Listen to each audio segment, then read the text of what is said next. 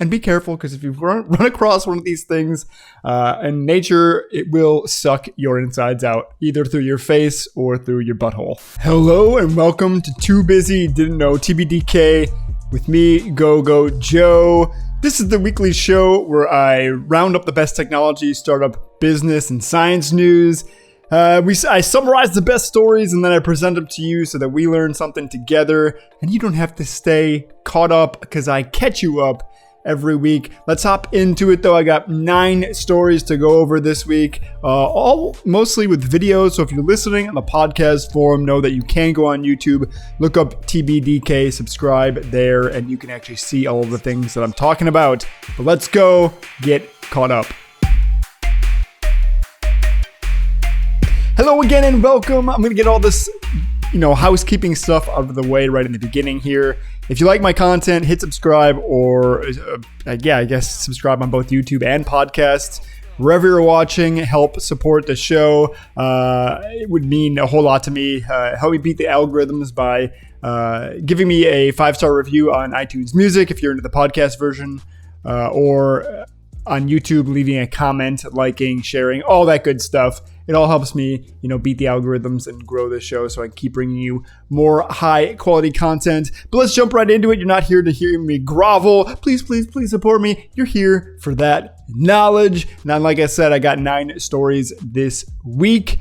If you want to know more about me, you can also check out my Go Joe Show channel on YouTube, and that will explain a little bit about who I am, my background, and why you should listen to me, which, let's be honest, you shouldn't. But the first story here is actually entitled "Sleep Evolved Before Brains. Hydras Are Living Proof." I got to get this out of the way before we move on with the story, just so you know my stance on this. I got to say, hail Hydra. But this is actually a Hydra. You can see it behind me. It looks insane. I've never seen it. I didn't even know that a Hydra was a real animal. The Hydra that I know is a many-headed beast.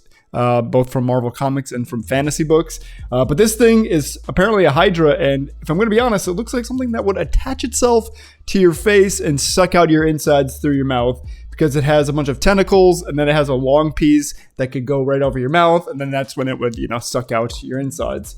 But apparently they don't need sleep. This is a very long article. I haven't read it, but it sounded very interesting, and I just wanted to show you what a Hydra looked like because I thought it was awesome. This is super high definition, footage of this thing, and you can even see like bubbles moving around inside of it. I don't know if it's mainly water or what. It kind of looks like a jellyfish. It's like an octopus mixed with a jellyfish. It's a Hydra though. It's a Hydra, and be careful, because if you run across one of these things in nature, it will suck your insides out, either through your face or through your butthole. And if you want to read the article, I'll also link it in the show notes and in the YouTube description. So you can read about how sleep evolved before our brains did, and Hydras are living proof. Probably, if I had to guess, because they don't look like they have a brain, but they still need to take naps. Also in this article, real quick, there's this picture of is that cockroach asleep? And the first picture of this like chart here of sleeping cockroaches looks like this cockroach just came in from a long night of drinking and also getting high out of his brain, and then he just walked into the door and face planted. This is the sleepiest, most knocked out cockroach I've ever seen. It just looks like it's sleeping on its face. And then you can see here, actually it stands up, but then that first one's just conked out. Has a hangover going on and cannot get to work, but will still survive the nuclear apocalypse, those cockroaches.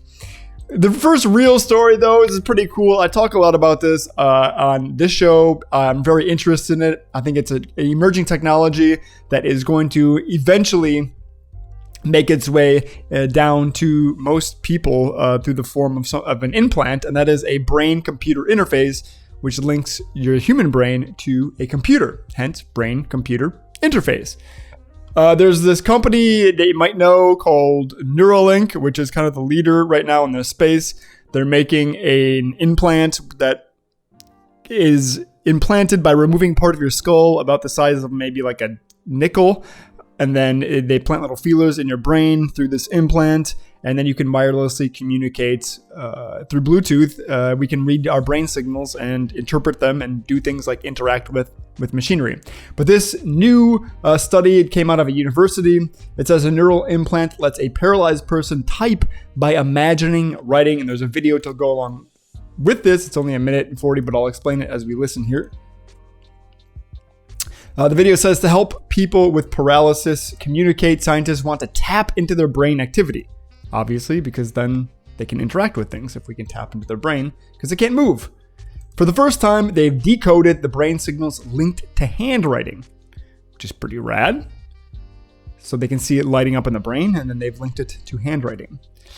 HHMI, that must be some sort of machine interface. Investigator Krishna Shenoy's team worked with a man paralyzed from the neck down. It's a rough life. And you can see, if you're looking on the video, there's a box on his head where this implant is, and he can now interact with a computer by just thinking because this implant in his head. Obviously, like I said, the Neuralink one is the size of a quarter, and it actually is flush with your skull, so you don't have this big box sticking out of your head, but they have two big boxes in this guy's head.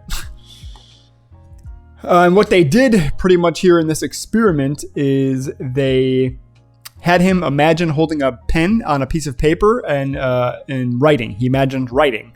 And on the screen, we can actually see how the computer interpreted his thoughts as actual letters. They could read his brain thinking about writing and actually interpret it using some machine learning and show a signal on screen of what would look like a handwritten letter. The electrodes implanted in the man's brain detected the activity when he attempted the handwriting, and it showed up on the computer as we just saw, which is fucking incredible. An algorithm can decode the activity patterns produced for each letter. They used 242 sentences to train this model. Those patterns are then translated into text, and it appears on the screen. So the computer sees it as handwriting, but they translate it into like a typed font for him to see, and they had him just answer some questions by thinking about writing. So right now, take a second, think about writing. Don't actually do it, just think about writing. Think about writing your name in your head. You're doing it right now, and the computer would interpret that. You might even see visually writing in your head. This computer is interpreting it, and then you would get that response, that written thing, that written text on the screen. I think it's pretty incredible, and though this is obviously very helpful for somebody that's paralyzed, and that is a target demographic for this to begin with, eventually it'll make its way into things like, consumer-grade brain-computer interfaces, and when we want to think about writing or writing a text message, perhaps we can, much faster than using our thumbs and fingers, write this text message. In fact, I think this guy was writing with previous models where he had to use his eyes and look at a letter on the screen to type. Using this new model, he went from about 25 characters per minute with the eye tracking to about 90 characters per minute, which is quite the increase, and the accuracy also went up in what he wanted to type. It's pretty cool, just thinking about handwriting, and now he can write. When I sit here and I try to think about handwriting, like when I first read this story earlier today, I was trying to do it in my head, and it felt so weird. I couldn't actually imagine myself without putting my hand out and pretending like I had a pen in my hand that I was writing. And then as I practiced, I got a little bit better in visualizing it in my head, and now I feel like I could visualize it. But this guy who doesn't actually control his arms and legs didn't have that training period, that 2-minute training period that I had. He just kind of had to think about writing. So it's weird as an able-bodied person thinking about this person who can't do it, and how I had to interact with it and think about it by actually making the motion first and then thinking just totally without a pen, paper, or motion about handwriting. Pretty cool.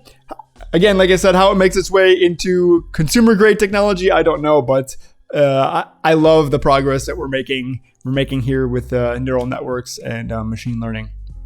And speaking of that, someone took machine learning and made a photorealistic video game out of Grand Theft Auto 5. And what I mean by that is that they took footage from Grand Theft Auto 5, they made an algorithm, and they actually, in real time, can now render Grand Theft Auto with photorealistic graphics. What does that mean?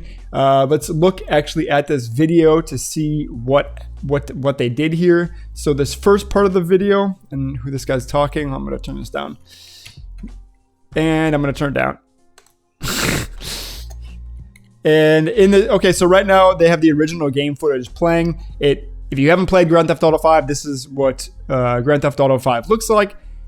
From the outside, it looks pretty realistic already. There's shadows, there's reflections, there's distance, blurriness.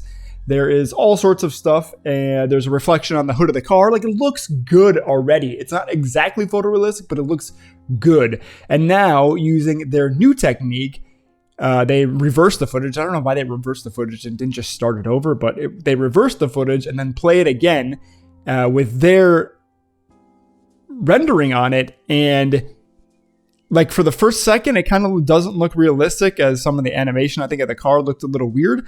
But then as it's just driving, this looks so incredibly realistic that my uncanny valley is completely missing watching this. It doesn't make me feel uncomfortable. Generally, when you're playing a game or you're seeing like a rendered movie, like the Resident Evil 3D movie, for example, there's still an uncanny valley, it's called, where you see that it's not real. Your brain processes it. It looks pretty real, but you're kind of like, I don't know, something about this doesn't look right internally.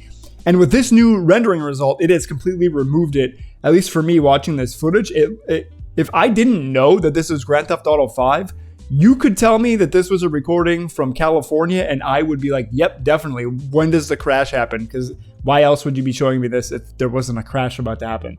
And now they have a side-by-side comparison of the two videos, and you can clearly see that real life, unfortunately, is a lot duller than in the video game life. The video game life is very well lit.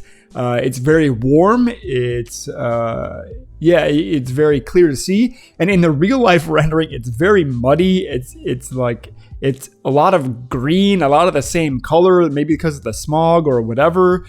But it's very cool feeling, like there's a lot of green and blues. I honestly, if I'm playing a game, I much prefer the normal rendering than this photorealistic rendering, but I like the option of toggling it on and off. Perhaps they can apply their algorithm to other video games, and then you could just toggle on photorealistic graphics, and it's just a filter that you put over a game, because some games are so stylized that you don't really want photorealism anyways, but it would be cool to have the option in some of these things. And if you want to check out the whole video, there's an hour and a half video where this guy explains exactly what they did. They get into the deep math of it all and how they trained the algorithm. I'm not going to get into it here, but just know that we now have the ability to make Grand Theft Auto 5 a photorealistic game. Pretty cool. And speaking of driving cars, as we just saw in that last video, this next video includes Waymo, which is a self-driving car company that apparently had I'm not going to say an accident, but it had a breakdown because of a cone in the street. So I'm going to turn that guy off. Currently, if you're not watching, there's a video playing of a self-driving car. And right now it just made what's called an unprotected left turn, where there was no stoplight telling it to go, or there was no stop sign or stop light to dictate traffic. It was unprotected, meaning that it could take a random left turn in a neighborhood, and it just took it very easily. But we're looking at a car that's driving itself. There's a passenger in the back that has some semblance of control if things do go wrong. He also has a touchscreen that he can interact with if something else happens. I believe this is in the great state of Arizona, where I used to live. Shout out to Arizona. Some of my good friends are still there, so you know who you are. I love you guys. And here we see it is starting to come up to a street with a stop sign. So it sees the stop sign and then it stops. And then there is in the video an announcement, but I'm going to pause it and move forward. Waymo made an official statement. The car gets stuck, and that is because this guy's talking and he starts laughing and stuff. But this car gets stuck. You can see that the car now is not moving. If you look on the lower right-hand screen, you can see the projected path of what it wants to do. It also put out like a LiDAR signal to light up the area to get more information, which I think is pretty cool. You can see it kind of glowing gold on the video. And then another car comes up behind it, and you can see it in blue. It is a blue object that came zooming up, and another one. The guy sitting in the back is clearly frustrated, and he turns around and kind of tries to wave to people to go around him, but the car is stuck.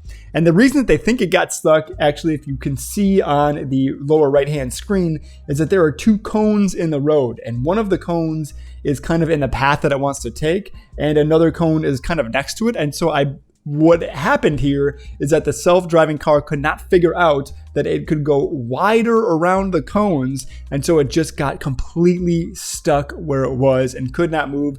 I believe later in the video, it tries to go out, and then it encounters the cone, and then it just stalls out again, and all of the computations probably just take a big dump, and they can't handle it. Maybe it was getting some error codes. I'm not really sure, but 2 traffic cones have foiled the self-driving car. Now, I will say it did not cause an accident. It did cause a bit of a jam, though, as this was a busy street, and when it finally turned onto the street, it just stopped moving again, and so cars obviously had to go around it, and it caused a big problem. But this technology, in watching this video and the beginning parts of it, I was actually very impressed with how smooth the ride was. I mean, it was, in my opinion, going a bit fast for a self-driving car. Maybe I'm biased, I don't know, but it was definitely going a bit fast in the beginning of this video, where if I were in it, I'd be a little freaked out, just because, I don't know, man, if you're sitting in the back and there's no driver, that's got to be an intense feeling. We're just not used to it yet. And it was foiled by its nemesis, the traffic cone. But let's be honest, we've all been foiled by a traffic cone before. Sometimes the traffic cones are out there, and then it causes a 15-minute delay because one guy decided to slam on his brakes because of the traffic cone, and then there's a massive 100-car long waiting line because of one slow guy, and then it just spiraled out of control. That happens. Definitely, I've seen it happen. At least I've experienced it happening, and it is the worst. They say that you can actually track one press of a brake from like a helicopter, and you can watch it go through like a traffic jam and slow down traffic. And that's seemingly what happened here with the traffic cone and with Waymo. So good job, Waymo. Eventually you guys will get it right. It's moving forward, but yes, the advantage goes to the traffic cone. The next story here, moving on, going around the cone, is about a new app that lets you pay to control another person's life. It's called New. I'm going to get in. I'm just going to read, and then I'll give my thoughts here. So Brandon Wong allows his followers on social media app New to vote on aspects of his everyday life. When writer Brandon Wong recently couldn't decide what takeaway to order for one evening, he asked his followers on social media app New to choose for him. Sounds pretty benign, those who wanted to get involved in the 24-year-old's dinner dilemma paid $5 to vote in a poll, and the majority verdict was that he should go for Korean food, so that is what he bought for that day. He couldn't decide between Chinese and Korean, so it was very helpful, says Mr. Wong, who lives in Edmonton, Canada. I also used New polls to decide what clothes I should wear that day, and lots of other personal stuff, which kind of sounds nice, using New to decide what clothes you want to wear or what to eat for dinner. I mean, they're pretty benign decisions. They're not going to leave a long-lasting impact. But this app that lets you pay to control another person's life, I think that something about this is very, dystopian and weird. This sounds like a Black Mirror episode where you can allow viewers to decide your fate and your life, because it's going to start off with benign things like choosing your food and then your clothes or whatever. And it will progressively get more and more extreme. I mean, if we've seen anything about Jackasses, the show Jackass, if you remember it, is that things tend to get even more extreme. So Jackass came out, and then there was another show a couple years later. I don't remember what it was, but it got a little bit more extreme than Jackass. And then everyone was like, okay, I think that this is enough. And I see this type of thing going the exact kind of same way, where it starts off with these small decisions. What should I write a story about? What should I wear? Which toothpaste should I use to brush my teeth with, whatever it is. And then it starts to go into some weird thing like, should I go push this old man or trip this old man? Should I go, say something super mean to this girl over here who's just minding and sitting her business? sitting outside, doing her own thing at a cafe. Should I, I don't know, tattoo this or that on my body or inflict this or that pain? Should I tase my friend or should I, whatever it is. I'm trying to think of examples on the spot, but I don't know. I can see it going down a really dark place, and I don't know how. It just makes me feel really, really uncomfortable. They say it feels a bit like if TikTok met reality TV Big Brother and they had a baby. It sounds a bit gimmicky, but it is a way for someone to make money. I mean, this guy was getting $5 per vote, and he got 1,200 votes. I mean, it's a pretty insane haul just to decide what type of food that you're going to have for the evening. So I like that it's empowering people to make money, but what I don't like is that it definitely can move into a dark place if they don't have some sort of controls on it. Something about controlling someone else's life through an app just sounds, oddly Black Mirror and dystopian.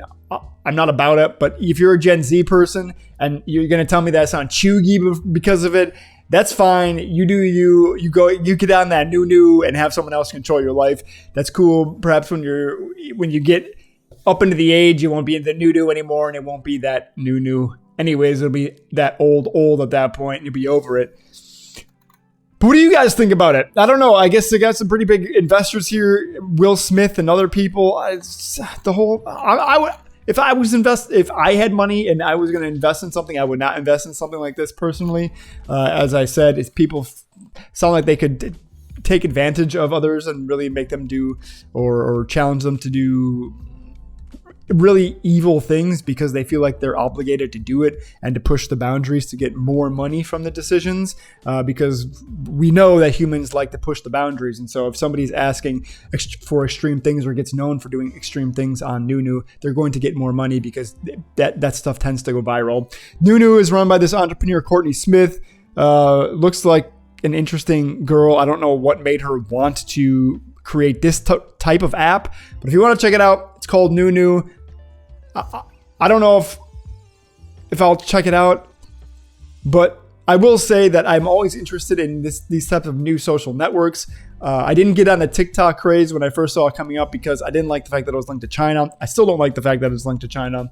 I don't know what exactly China could do with the data that they're gathering off of TikTok, but I know that TikTok recently released a Pixel, and they're also pushing an advertising platform, which means that they are planning on gathering more and more data. And with that data comes power. So I just don't know how I feel about that. But if you're into TikTok, no hate your way. This could be a new one, so I am curious about it. I like that it's run by this person, Courtney, this lady, Courtney Smith. Maybe she's Will Smith's lost daughter. I don't really know.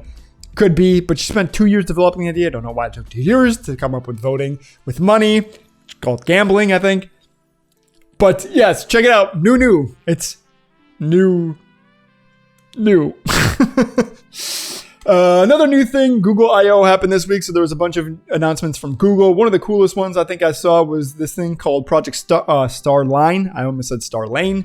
Project Starlane, which pretty much makes realistic-looking holograms, you could say, using 3D technology. So they invited these two women in. I don't remember their names, but they invited these two women in to come in and feel like they're together. And as we can see here, it is insane. I hate that my computer keeps unmuting stuff. So yeah, there's this girl sits down and she's looking at this big, it looks like a mirror. Somebody's in New York City. One of them's in San Francisco. And then as you can see here on the video, it looks like they're sitting right next to each other. Like that is how realistic it looks. I don't know if there's just high definition cameras or what is going on, but I believe that it's a combination of high definition HDR cameras and 3D scanning technology to actually create this image in front of you that looks really has depth. Like it looks like they're sitting right across from each other at like a bar, but they're not. They're sitting in two different cities looking at a mirror that is then projecting that image back at them at a different location. This is some real hologram technology. This is insane hologram technology. I love it. I think it's awesome. It's a whole new way to gather long distance. This is like FaceTime 4.0. This is some Star Trek shit. It is cool. It gets me excited. I don't know where the technology actually goes, but like, look, it looks, although this video, it looks good, but then in some way, it also just kind of looked like a really high definition screen and camera projecting this woman to this guy. It is wild though. Yeah, there's some artifacting and stuff going on in this example here on the woman's hair and stuff. But yeah, I believe, okay, yeah, so they are using 3D imaging, 3D scanner to do this type of thing. And then they compress it real time, and then it feels like you're there together. Oh, there she is on the other side, so now we can finally see it. The baby! Loved it! The baby was into it, and this person, they're signing to each other. This deaf person is said that she felt like she could touch the person. They looked very realistic. It did look like you touch them. That'll be the next one, haptics, when you can actually reach out and grab somebody. Or maybe not. I don't know if we'll ever be able to do that. But if you want to check it out, it's Project Starline from Google. I think it's very cool. Combining photo technology, 3D scanning technology, and human connection. Imagine if I was doing this show and I felt like, for Twitch, you could have this app for Twitch where it could feel like you're sitting there with a Twitch streamer. Would be so popular for those hot tub streams that y'all know. Then we can't do haptics. We cannot do haptics. Way too many people will be reaching out and touching them boobies. And we cannot have that on Twitch. We just can't have that on Twitch. That's Project Starline from Google. Coming soon to Twitch? Hot tub streams? Who knows? Another announcement is Lambda, which stands for language. Ma, don't ya her improv, baby. That's why I went to improv classes. Let's try that again. Language, man. Dance again. Earlier, I felt like in my head when I was reading this story, I had a really good one for it, and then now the camera's on, and my brain just like, no, I'm not hooking you up. We have nothing. We have absolutely nothing. But Lambda is a new language, not processor, natural language, NLP, natural language processing. It's a new NLP system from Google to make a more conversational AI if you're like talking to a chatbot. The previous one was called BERT, and it's not Bert Chrysler, but just BERT, which stood for Breakthrough Eating Real Talk. I don't know if you can hear that, but it sounds like somebody's just dragging a sled outside. What is someone doing? Stop that. We're talking about BERT and Lambda. So Lambda has surpassed BERT. We'll see you later, BERT. And we can see here they taught Lambda to pretend it was Pluto, I guess, and pretend it was a paper airplane. And then they talked to it as if it was Pluto. And in this conversation, Pluto said, "Back a picture of myself, since I had not been seen up close before." And then the person conversing with Pluto said, "That's so great. What else do you wish people knew about you?" And Lambda responded with, "I wish people knew that I am not just a random ball of ice. I'm actually a beautiful planet," which gives a lot of context. Like it processed what it wanted people to know about it from the thing that the person said, and then responded as if it was Pluto, knowing the context that it is a planet, that it is beautiful, that it's an ice ball, and then combine that all into a sentence that said, "I wish people knew," responding exactly to what the person talking to it said, which is, it sounds easy because we do it every day because we just talk to each other, but it's actually really, really, really difficult. So this is very cool. And then as a paper airplane, it had a similar story here. And the person asked, "Paper airplane, what's the worst place you've ever landed?" And the paper airplane responded, "That would have to be in a puddle. I was just barely still intact, so I was stuck there for a few minutes. It was quite annoying." And the person said, "Oh, that sounds awful. Were you able to fly again?" We don't know what the response was after that. But again, it added so much context to this conversation. It knew it was a paper airplane and that water would make it wet, and that a puddle is filled with water and that it would be a bad place for a paper airplane to land. That is a really complex thought to create for an artificial intelligence, and this seems to do it pretty readily and in conversation with a human being. This would probably pass a Turing test, which at this point I think is not a good test on how good an AI is. It's just not. We've moved way too far past it. But this is very cool. It's called Lambda. It's not available in any products yet from Google, but they seem to be putting it in Google Assistant, in their search, obviously, and then in Workspace. I'm not sure what Workspace is, but they're working on making sure that it gives both compelling and correct answers before they start developing it into their products. I think it's very cool. I hope they open source it. I would love if they open source it and they give it to people, but I doubt that they will, because this seems like for NLP, for that language processing, this is extremely powerful, and that's a very tough issue to solve. So they'd probably want to keep this close to the vest and make some money off of it by increasing their bottom line and giving you better search results so that they can capitalize on their advertisers even more. That is Lambda from Google. We got two more stories here. One about neuroscience and one about a mind-controlled flamethrower. I guess they're both kind of about neuroscience, a mind-controlled flamethrower.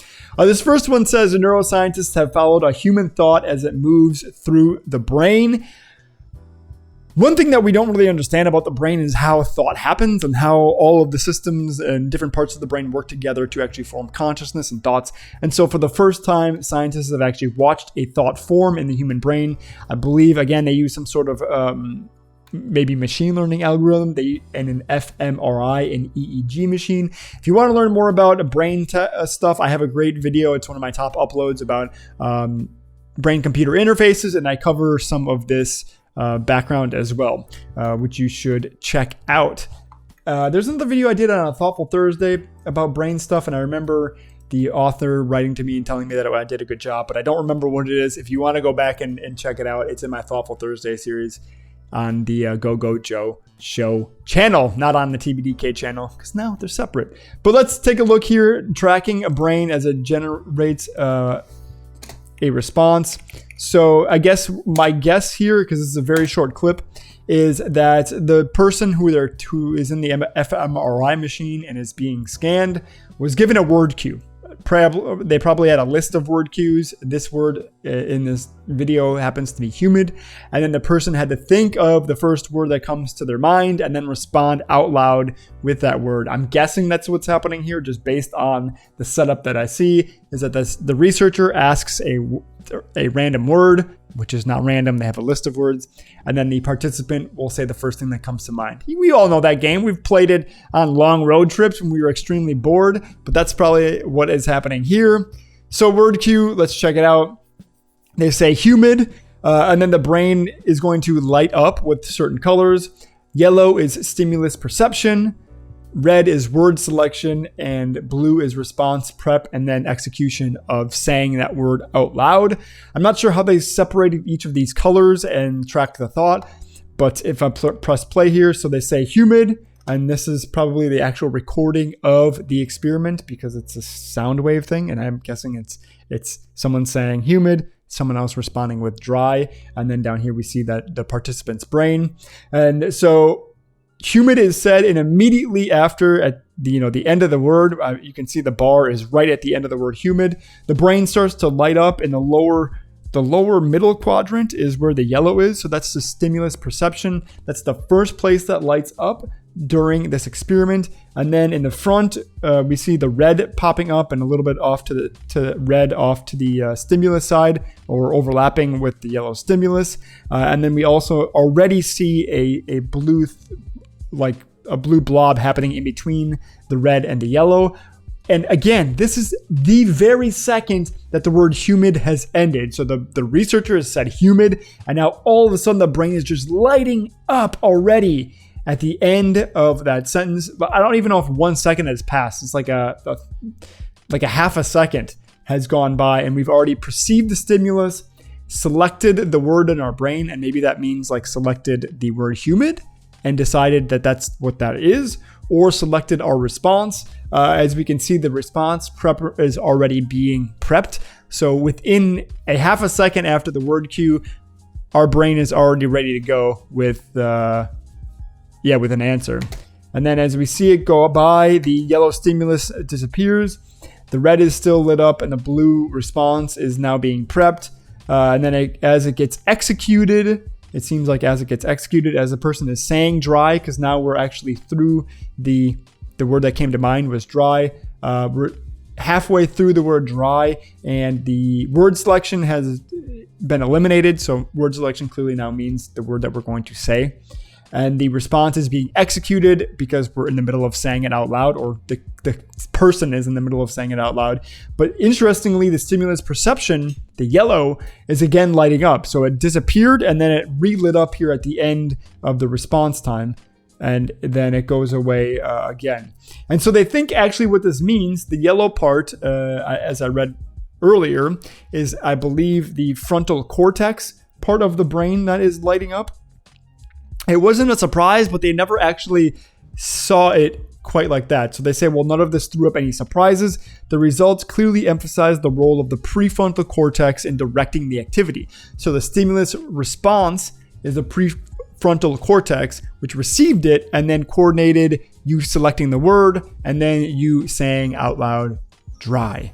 It's pretty cool. For some tasks, its input is fairly limited, meaning the prefrontal cortex. In others, the area was required to work hard, managing signals from multiple parts of the brain to coordinate the recognition of words, possibly dredging up memories before setting to work a bunch of muscles to provide a novel answer. These very selective studies have found that the frontal cortex is the orchestrator, linking things together for the final output. It's the glue of cognition. And I wonder if it's also the glue of consciousness. We don't actually know what makes consciousness. This is a good step towards understanding fully how the brain orchestrates itself and maybe where conscious originates from and maybe is from the prefrontal cortex. Who knows? But it seems at least the prefrontal cortex is the orchestrator, and that is where your thoughts are actually being controlled from. You won't actually select the word dry from the prefrontal cortex, but the prefrontal cortex will tell another part of your brain to think of a word, pull it from your memory, and then another part of your brain to execute the response based on what the previous part of the brain selected. So it'll send that information back to the frontal cortex maybe, and then out the door to oh my God, my brain just farted, to the response direction that we have, to the response that comes out of our mouth. That's what I'm looking for. To what we say. I'm trying to sound smart and I'm not doing it. It's to what we say. This is pretty cool regardless. It's the glue of cognition. Scientists are now tracking thoughts. And I would be very curious what they would track for this kid right here. So this lovely little tech guy has made a mind-controlled, not mind-controlled, that'd be Minecraft, a mind-controlled flamethrower. That's right. Let's hear him talk about let's hear him use his flamethrower. So now, after all of that, I'm able to use machine learning in a toy from 2009 to mind control a flamethrower. Let's go test it. 3, 2, 1, fire. To spice it up a little bit, I did some... So he's using a toy. You can see it in the video. He's got it on his head. It's reading the electrical signals of his brain. And he has trained it so that whenever he thinks of the word fire, that this device that he's attached to his arm will shoot off a flame like he's goddamn Iron Man or something. He even has a yellow glove on and it's all red. So it does give you that Iron Man vibe. Perhaps he's been watching too much Iron Man. He wants a little bit of Jarvis going on. But here we go. Let's hear him say fire and then shoot fire.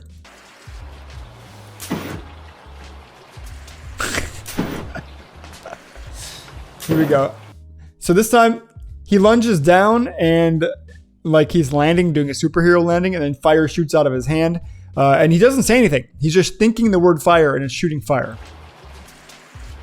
Yep. Poop. Poop. Fire. And then he thought fire, but I think that the electrode came off of his head, so he had to push it on, and then he thought fire and it shot again. This is pretty cool. I mean, this guy, this young man, took a little fun machine learning algorithm, taught it to recognize his brain using fire or saying fire, and then now has a hand-controlled, mind-controlled flamethrower. It's a little scary because if this wasn't a flamethrower, it could be a gun, and he could be actually shooting a gun with his mind. He started with a flamethrower, as you can hear. But yeah, I mean, he probably even open sourced it, so he put it online. He's got a little conclusion here. Let's hear what he's got to say. So yeah, it was a little underwhelming. I'm no kung fu master, I really didn't do any tricks, and I think the best thing that I did was take a lunge with the flamethrower. I love this guy's little smile when he says that. It's like, honestly, I think the best thing I did was take a lunge with the flamethrower, and he's got this kind of smile on. He's like, yeah, it's cool. Punch activation is better than mind activation because it's faster and more efficient. He just said he thinks that punch activation is better than mind activation. And maybe it's because his mind toy wasn't super, sophisticated, but he's saying that a punch action would be better because it would, gyroscopically sense the motion and then shoot it off at the end of your punch. But this project was always more of a proof of concept for the EEG side of things than it ever was a flamethrower. It shows what we can do with machine learning being paired with old technology from 2009, and it allows us to imagine what we can do with new technology like OpenBCI. With a lot of I think OpenBCI is open brain computer interfaces. This kid's rad. I like where his head is at. He's using machine learning and very simple brain computer interfaces, old ones that was essentially a toy, and he's now running machine algorithm, probably doing some Python stuff, and he's trained it to shoot a flamethrower with just his mind. I think it's pretty cool. Let me know in the comments what you think about this kid and his awesome flamethrower. And actually, let me know in the comments or in an email, hijoeshow@gmail.com, what you thought of today's show and the episode, and if you learned something cool, because that is today's Too Busy Didn't Know, the show where I catch you up on business, science, and technology. And today was very heavy on the tech and science side of things, which I love because really I like seeing these things and thinking of the ideas and the business opportunities that can come from this sort of stuff, like a mind-controlled flamethrower. Remember to like, comment, subscribe. It helps me beat the algorithm and grow this show. You can check out this channel, Too Busy Didn't Know, on YouTube, or you can subscribe on the podcast form, anywhere where you get your podcasts. You can also check out my other show, Go Joe, where I do really a random mixed bag of things, where I just do the things that I find interesting. Talk about technology, talk about thoughtfulness and brain stuff, talk about music and dubstep, EDM, all sorts of stuff. You can check that out on Go Joe. Otherwise, come back next week for TBDK. Thank you for listening, and we'll see you next week, because I hope you learned something good, because you know it. I love you.